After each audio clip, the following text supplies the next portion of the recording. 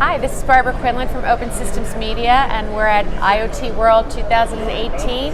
Back here today, and I'm with technology editor from Embedded Computing Design, Brandon Lewis. Hey, Brandon, how's it going? Good. How are you, Barb? I'm good. My feet are still surviving the show, so we're good. Nice. So, what were your takeaways from the show so far?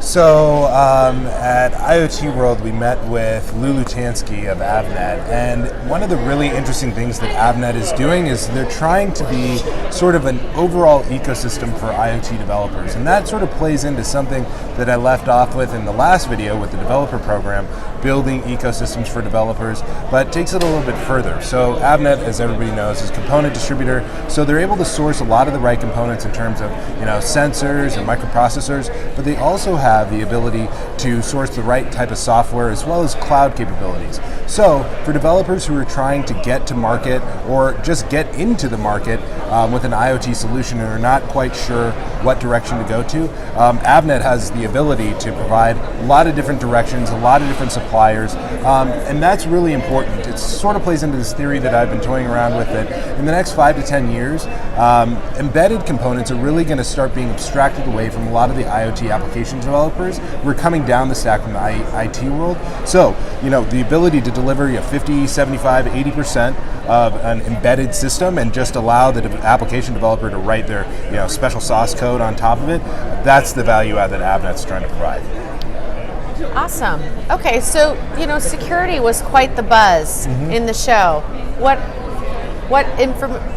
was your takeaway about security? So from a security perspective, there are a lot of different angles that you can take. One of the companies that was providing security solutions was Cradlepoint. They offer a managed security solution. Basically, a company like Redbox, who has devices that are out in the field that are isolated, they can take a Cradlepoint gateway, stick it on their device, and then Cradlepoint provides all of the security that's managed from the cloud and down.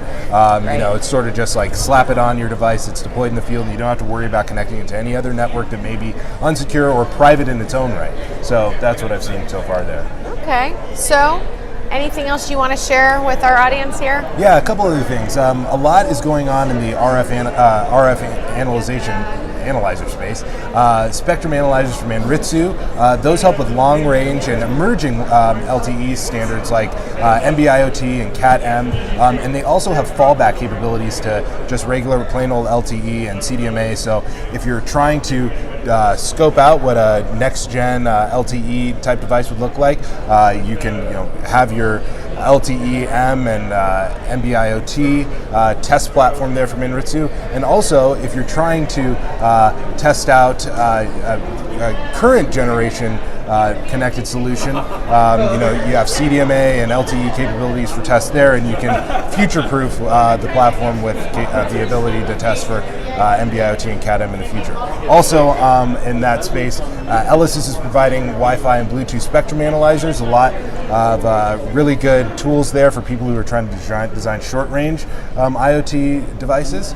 And then other than that, keeping on the connectivity trend, Microchip put together this really interesting power over Ethernet plus Wi-Fi combo. And what that is significant, that's significant because you have physical sockets already there. You can power the wireless module over PoE. So you sort of have this all-in-one, individually these are not, revolutionary components, but all in one, you have all of your connectivity there, you've got the power there, so it's robust and ready to go for industrial IoT.